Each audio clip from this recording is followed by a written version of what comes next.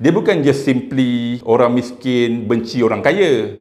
Dia sebab kita terlampau-lampau, sebab ada je orang kaya yang disukai. Orang awam dia ada dia punya sentimen dia yang tersendirilah. Dan benda ni melibatkan businessman ataupun entrepreneur yang terkenal lah, influencer punya mode. Kita tak boleh nak lari daripada risiko dijudge oleh orang awam, sebab benda tu sebenarnya kita boleh kontrol dan benda tu adalah part of strategic punya marketing. Jadi kalau you adalah satu persona yang attach dengan the brand, maka itulah risiko yang sangat besar yang mana akan impact the result lah, the consequence later on. Orang awam dia ada benda yang dia suka, ada benda yang dia tak suka. Jadi kita pun tahu founder macam VV pun ramai orang suka dia. Kalau tak adalah Instagram dia ada 1.8 juta kan. Sampai strategi untuk boost personal punya brand ataupun individual punya brand ni memang menjadilah, sebab orang suka benda-benda kecantikan, orang suka follow role model, of course suka follow influencer kan. 1.8 million bukan sikit. Jadi benda tu at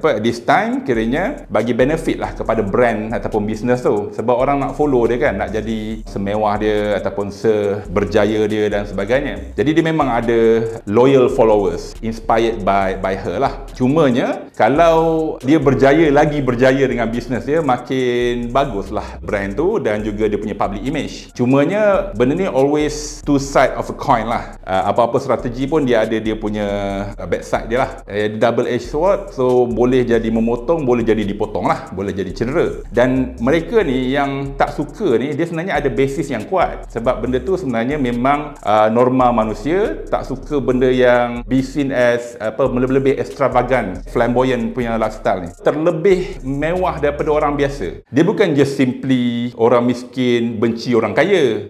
Dia sebab kita terlampau-lampau, sebab ada je orang kaya yang disukai. Tapi kalau kita portray diri kita orang kaya dan berlebih-lebihan ni, memang kita menjemput sebenarnya haters tu. Dan haters tu sebenarnya ada basis yang kuat. Dia bukan haters pun, dia could be orang yang atas pagar pun, yang tak suka benda-benda yang flashy ni kan, yang memang membawa kepada keburukan. Nak pula benda ni sebenarnya memang ditegah dalam agama. In fact, nak melabuhkan jubah tu pun tak boleh. Apatah lagi kita tunjuk satu wardrobe yang penuh dengan kasut, dan kasut tu bukannya calang-calang, sebab sekarang ni zaman susah kan. Zaman orang yang even T15 pun nak kena berjimat cermat. Apatah lagi M40 dan juga B40 kan. Jadi benda yang mismatch, maknanya dia tak menghayati perasaan kebanyakan orang awam ni. Dia tak faham situasi, dia detach dengan reality, maka itu yang membawa kepada reaction kepada kegagalan dia,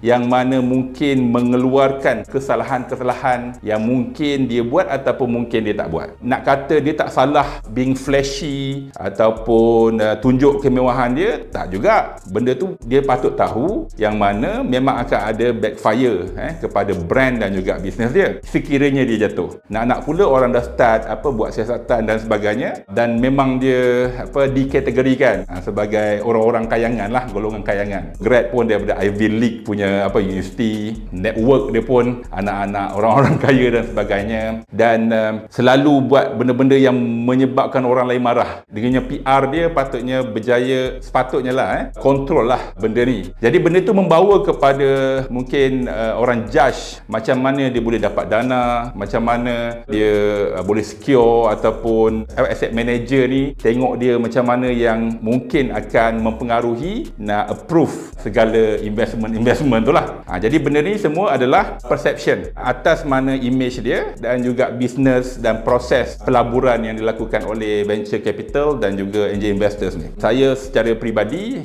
tidak menolak yang kalau perlu ada siasatan, silakanlah, siasatlah. Jadi I think yang another part yang mungkin buat orang kira ada basis ni adalah bila mula melabur tu dah 5 tahun dalam kerugian, kemudian ditambahkan investment tu, kemudian tak ada pernah untung pun, masih lagi rugi, kemudian akhirnya ditutup lah. Tetapi founder dan juga kiranya shareholder sekali kan, dia punya lifestyle dia tu punya lavish, macam company dia untung. Jadi benda tu yang mismatch tu sedangkan dia punya performance tu memang belum tentu lagi untung, dan orang akan question, where do you get the money? The company going going down the drain orang cakap, tapi you punya lifestyle makin bertambah mewah. So benda tu tak match lah dengan performance. Jadi kalau you tak berjaya nak untungkan ataupun nak grow the company, you don't deserve all this lifestyle. Okay? Patutnya dia slow down lah benda tu. Dan kita faham kalau setakat kita nak boost the brand, pakai tudung brand dia dan sebagainya, benda tu kiranya boleh diterima lah sebab dia lah duta produk dia. Understandable. Tetapi Hermes Birkin tu bukan produk dia. Model 30 banyak color tu,